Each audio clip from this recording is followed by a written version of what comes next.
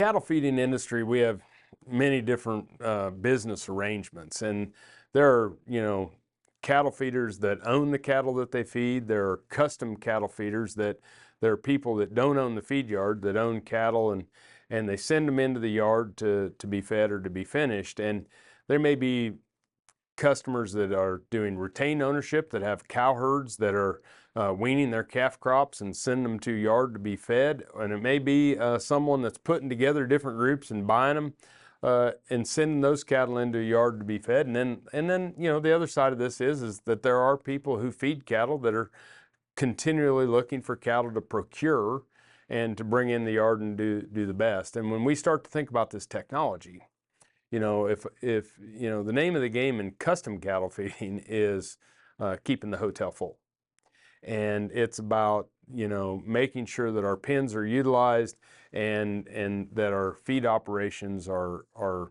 fully engaged, and so having this predictive tool is something that can be used to help market your feed yard to the custom cattle feeder.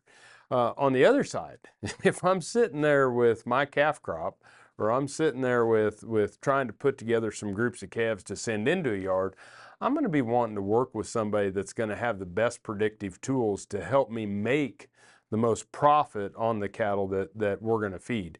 And so it really works hand in glove, both to attract people to your cattle feeding operation, and if you're a person out there looking to feed cattle, to say, hey, are you using the tools that have been described that'll really help us maximize the profitability on the cattle that we're going to feed? Is that what you want? All right. That last part was exactly where I was hoping you'd get. Awesome. He's pretty tired.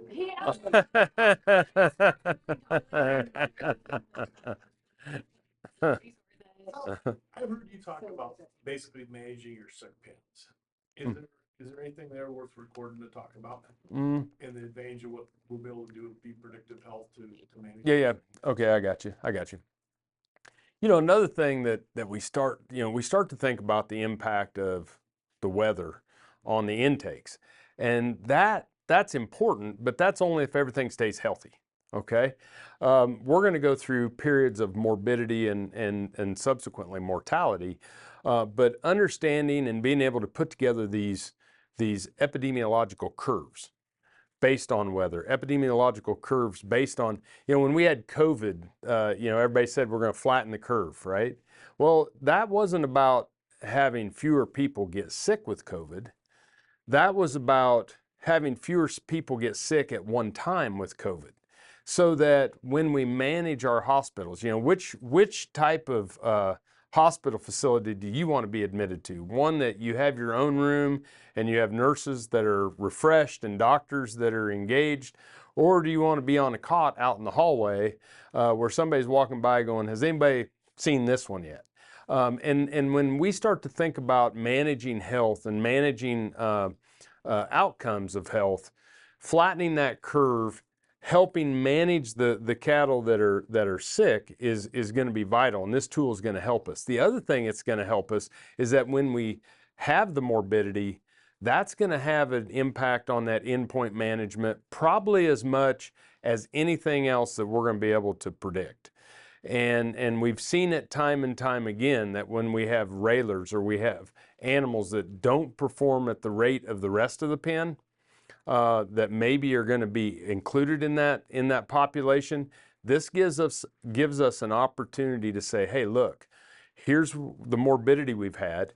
Now, how do we change our endpoint to maximize our return on investment?